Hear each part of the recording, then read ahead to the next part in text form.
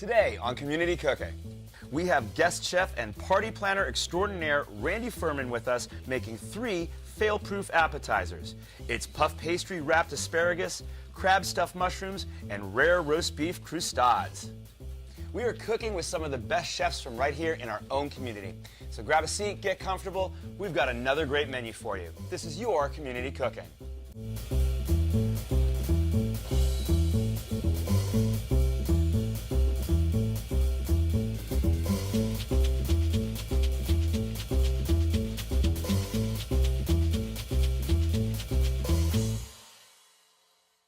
Hello and welcome to Community Cooking. I am your host, Kirk Leins.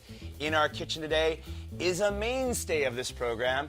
Ladies and gentlemen, Mr. Randy Fuhrman, party planner extraordinaire. How are you, Randy? Hello, how are you doing? I'm doing great. Good. I'm doing great. Now, I love what you've done for us today because you're bringing something that, I mean, we don't do an appetizer show all that often. Right. And I think it's something that's really nice because you go to throw a party and it's like, what am I going to make for past appetizers? Well, you've brought 3 that you have billed as fail-proof.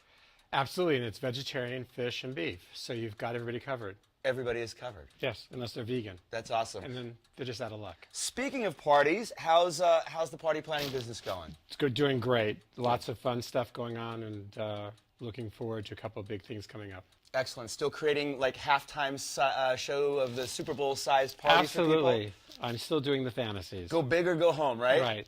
Totally. All right. Well, like I said, 3 appetizers. Which one are we going to start with? We're going to start with the asparagus. Okay. So this is asparagus wrapped in puff pastry and stuffed with a Garlic herb cheese. Okay, that can't be bad. So the whole thing is that you only want the small part of the asparagus. Now, I'm going to toss this, but the reason why I did this in front of all of you is because this makes, until you get to the bottom, to the really kind of gnarly stuff, you can make an asparagus soup with this. So, you know, yeah, toss it. For sure. Or actually, yeah, we wouldn't toss Or you can even do a julienne and do it for Chinese food. And if you slice these thin enough and you acidulate them with like add some sort of like vinegar, a little bit of lemon juice, olive oil, you can make a nice salad out of that raw. Raw asparagus is great. Yeah. You know, you don't think of it as a raw vegetable, but it definitely is. You don't. All right. Am I ready? You.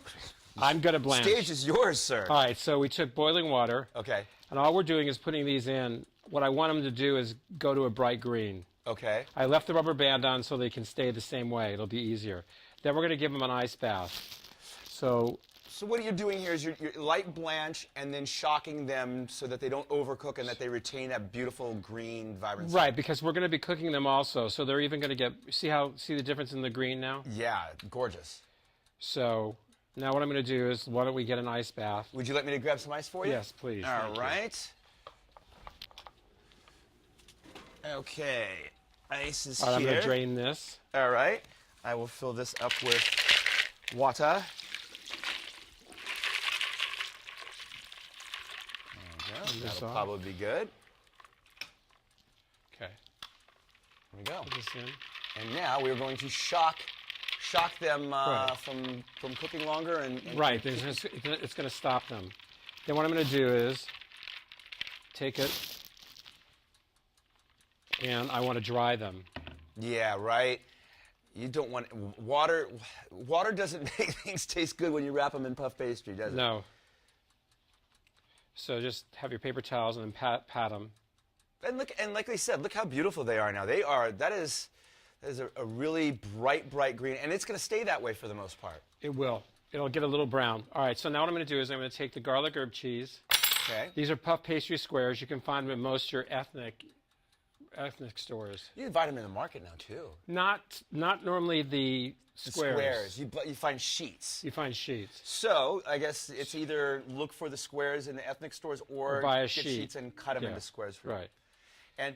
And you can find the garlic herb cheese anywhere. It's just it's a pretty ubiquitous product. Right. You can pick it. It can be a chev. It can be more of a cream cheese base. Whatever you like. And it's delicious. So I'm just spreading this on, and I want to make sure I go all the way to the edges. Crust to crust is a must. I like that. That's nice. Yeah. Well, I've never heard that. Well, consider it a gift, a host gift. Well, thank you. You're welcome. My first one from here. I can't say I made it up, but feel free to use it. Okay. Yeah, now this is great. I mean, like I said, it's hors d'oeuvres are weird. It's like we all have our go-to meals that we sort of make for people when they come over, but when we have a party that requires hors d'oeuvres, we have a tendency to sort of like draw blanks. So I'm going to just cut these in thirds. Okay. Then I'm going to cut it in half because you don't want a lot of dough. So you don't want to turn it over like that on the table. That's okay. No one saw that. So you put your asparagus in, you roll it, and you want to make sure the seam side goes down. Down. So you put it on the cookie sheet. You don't have to do any butter because the puff pastry has enough butter in it. You want to make sure you get a puff pastry that's made with butter. Oh, yeah. Right, not like shortening. Correct. Okay. Yeah, so in other words, no need to grease that pan or do anything because there's plenty of butter in that puff pastry to keep it from sticking.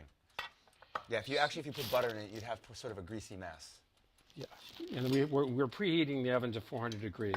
And let's make mention here that are we doing these in the oven or are we doing these here? No, we're doing those in the oven. Oh, okay. This is for the next one That's we're doing. for the mushrooms. Okay, well we'll talk about that when we get there. So yeah, I guess depending on how much, I mean, you could do those in here too. Yeah, lower you setting. could. Well, you wouldn't use the broil. Right. So, all right. Then what I'm going to do is I'm going to brush them with butter. It says egg yolk, but I'm going to do butter because I found the egg yolk gets it too brown, and I don't like it. So in other words, it gets it too brown as to where the dough is cooked, so you're undercooked dough but too brown on the outside? Right. Okay. Yeah, that's not good. That's so not let's good at do all. a couple more. We'll do 2 more, Okay. and we'll call it quits. Great. Yeah, nothing worse than going in too hot and having that dark, overly dark exterior but still raw in the middle. Oh, yeah. Not good. No.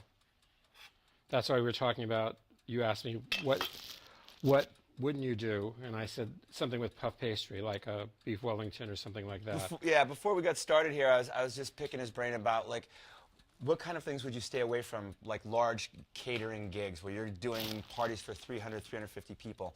And he said, stuff like this, because unless you've got a way to cook it on the spot, on the location, it's pretty much impossible to transport.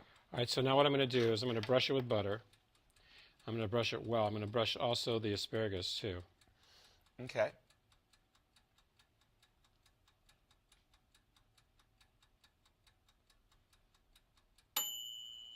Time's up.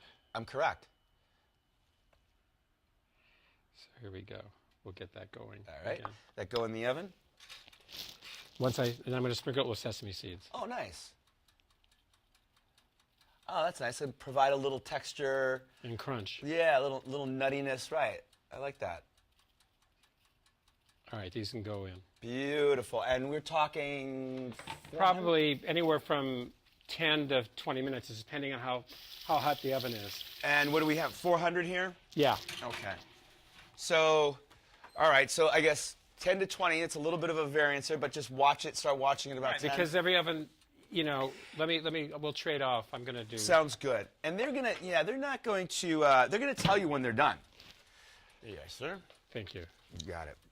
They're going to tell you when they're done. They're not going to, they're going to be nice and brown and puffed up, and hence the term puff pastry, right? Correct. Okay, so on to the mushrooms. Yes, so it's mushroom caps, it's crab, it's good crab. Okay. And then it's also mayonnaise.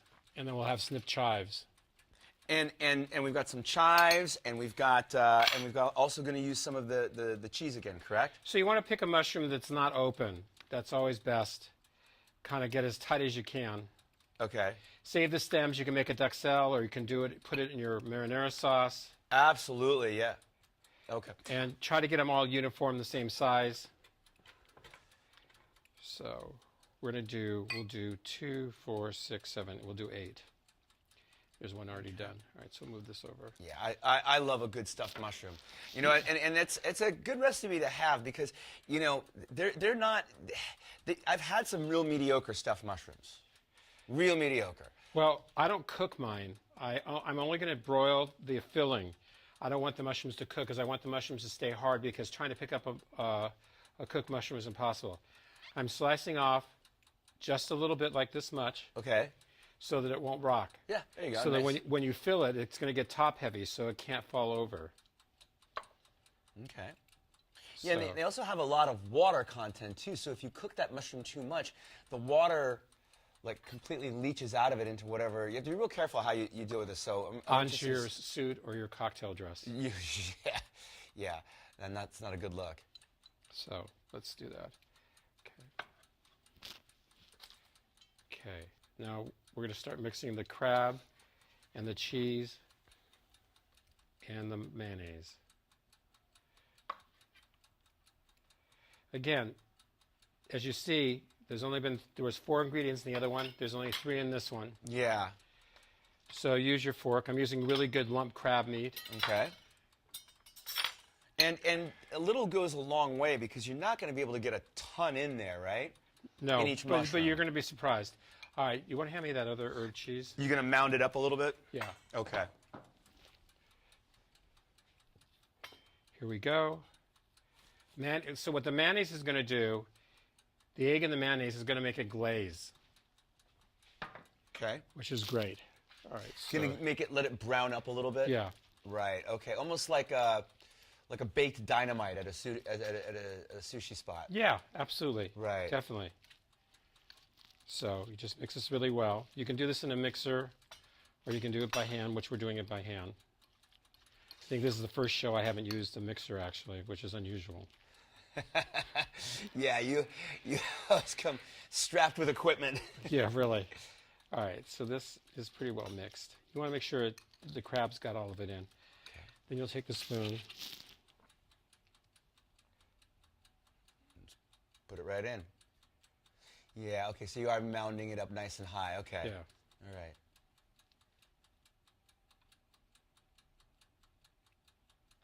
So, and then we're going to do snip chives tossed on top of it. See, now what's happening is even though it's top heavy, it's not going to go anywhere, Right. which is important. And I don't want to mash up the crab too much because I want people to actually taste. When you spend this much on crab, Right. That's you want to make sure it doesn't look like tuna. like right, like a crab cake. You don't want a crab cake with like just Right. destroyed crab. You want those big lumps in it. All right, and does the chives get chopped up and put on before they go in? No, or they after? go after. So that keeps it nice and bright and green and fresh. Right. Okay. So why don't we just put these in? All right. Oh, Uh, let's see. Yeah, you move those back a little bit. Oh. All right. There we go. Yeah, we got it. All right. And, I love that you brought the toaster oven here. These things are great. The other thing that's really nice about these is once summer hits and it's hot inside, and let's say you want to bake something, but you don't want to turn on your oven, these are great to bring outside, throw it on like a patio table, plug it in, and as long as you're not cooking for a lot of people, you can still bake or broil or do anything that an oven would do Totally. without heating up your house. Totally. Good stuff. So that's basically it. That's basically it. And you could also do these raw. Okay. You don't have to cook it. Okay. If you want to do, if it was a hot day and it was summertime, Sure. you could do it actually raw. Okay. And how long are these going to take on broil? I'd say maybe 2-3 minutes, and then we're good to go. All right. Well, sounds good. I tell you what. Why don't we? We're going to let the puff pastry cook. We're going to let those broil. Get this cleaned up. We're going to come back and we're going to make our roast beef croustades with the horseradish cream. Don't go anywhere. We will be right back.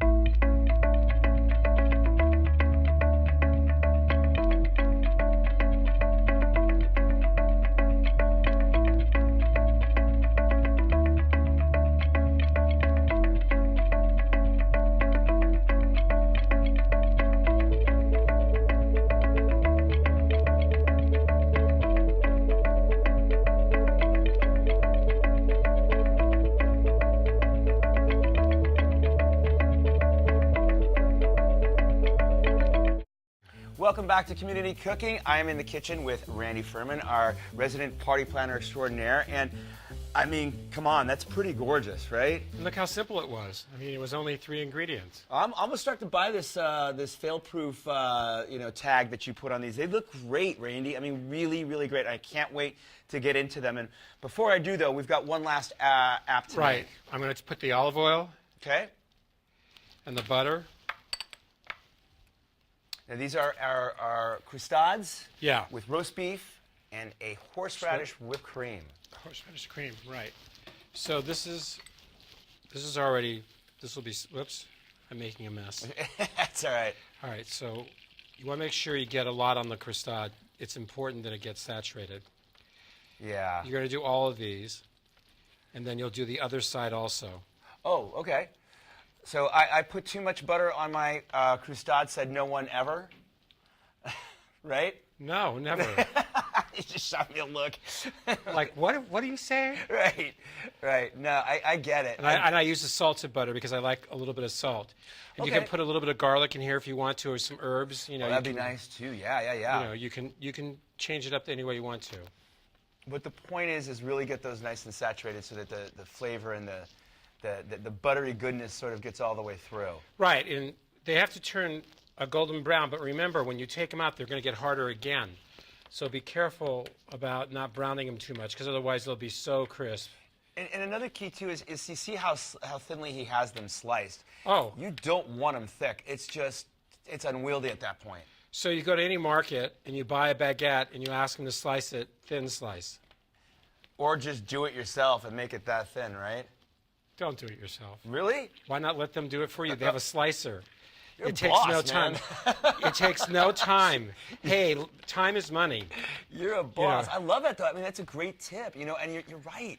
I mean, I've seen it, and I've seen it sold like that, too. Or go to a bakery, yeah. Some Bakeries stores for sure will do it, yeah. Right. So.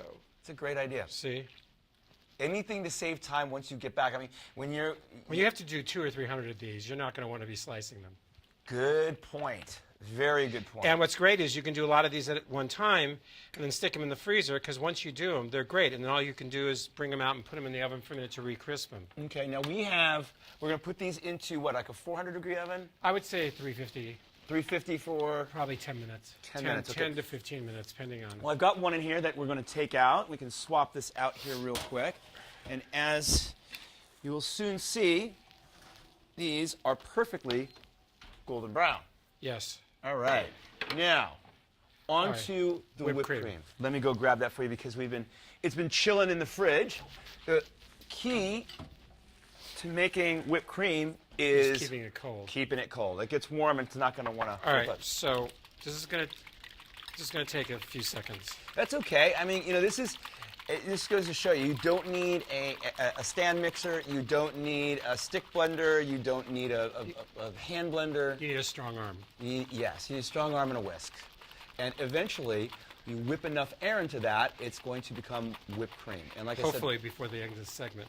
Well, it's funny, too, you know, what he's doing here is kind of a classic recipe for horseradish cream. And I think most people, when they hear that term, they don't think of whipped cream.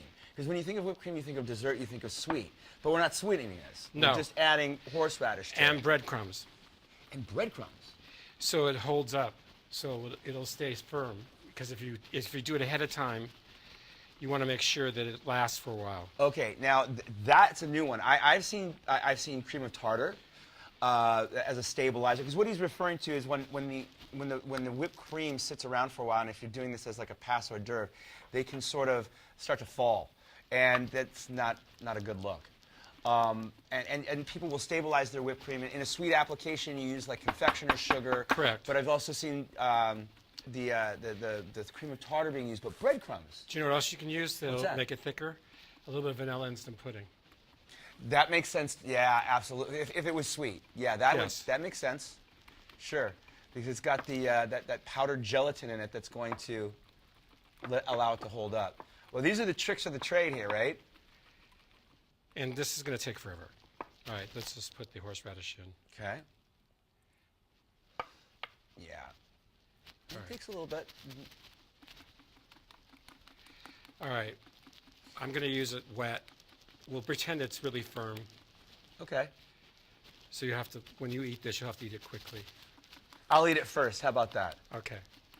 All right. You want to hold the bag for me? Sure thing. We'll use a plastic bag, because if you don't have a pastry tip, there we go. All right. Another trick here. Just hold it like that. Okay. tip off that. All right, would you like me to start? Does the whipped cream go first, or does the... The way we're going to do is I'm going to do a little bit of the horseradish cream. Mm-hmm. Then I've had this sliced wafer thin. Okay. Pile it up. And this is something that you could either do at home, or you could purchase it Right. either from the deli, or you could grab a tenderloin and roast it off, whatever you want to. Look at that. All right, and then what I will do, There you go. I can start plating these. Look. See how easy it is? And beautiful. That's really nice. And again, these are things that if you're afraid to cook, these are things that are really easy to do that you don't have to spend hours doing. No. I mean, a little bit of help in terms of assembly on these wouldn't be bad. Yeah, no, that would be very nice.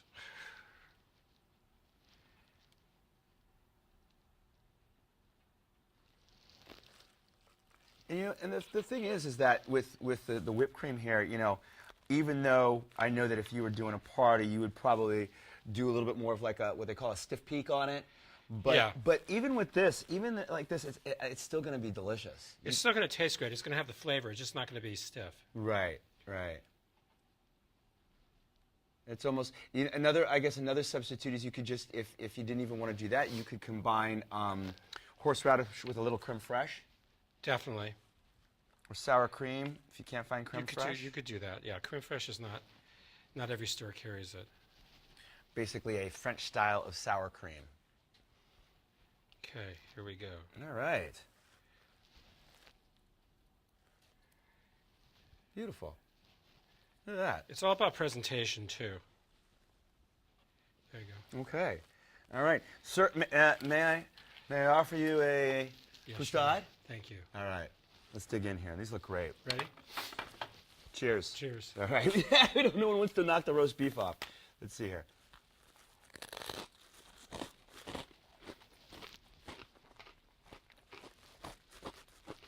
I love it. So easy.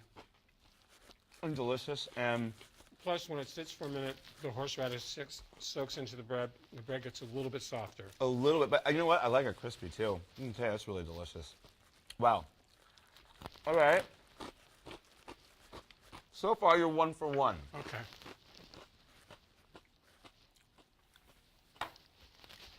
Thank you. There you are.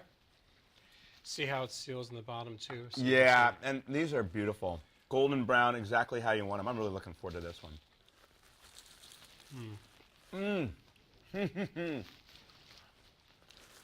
3 ingredients. That is great. 4 Stealing that, too. 4 if you include the butter, or 5 if you include the butter and the sesame seeds. Oh, everybody's got butter sitting around, right? Mm-hmm. Oh, yeah, that's really nice. Not going to be served room temperature, too. And you know, the cheese doesn't overpower it like I thought it might. I thought it might be a little bit big but you know what? It's a perfect blend. A nice bite, as they say. Sir, your last offering? Thank you. Mm-hmm.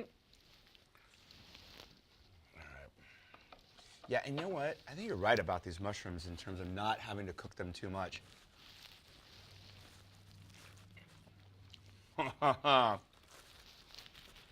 So That's the nice. crab flavor comes really through with this. Very crab forward. Very crab forward. Very crab and not forward. a droopy, soggy mushroom. Yeah, that's nice. Once again, the garlic herb cream cheese is not overpowering it. It's not taking it over. No, but the mayonnaise is what makes this nice golden brown on Right. the top. That's how it's getting all brown and bubbly there. Randy, you did it again. Well, thank you. You deliver every time. I would say, you know, I'm sure we're going to see each other soon because you're sort of a mainstay in this kitchen. I've been here every time. Right on. All right, well, it just goes to show you we really are cooking with some of the best chefs from right here in our own community. On behalf of myself, Mr. Randy Fuhrman, everyone here at Community Cooking, thanks for watching. We'll see you next time.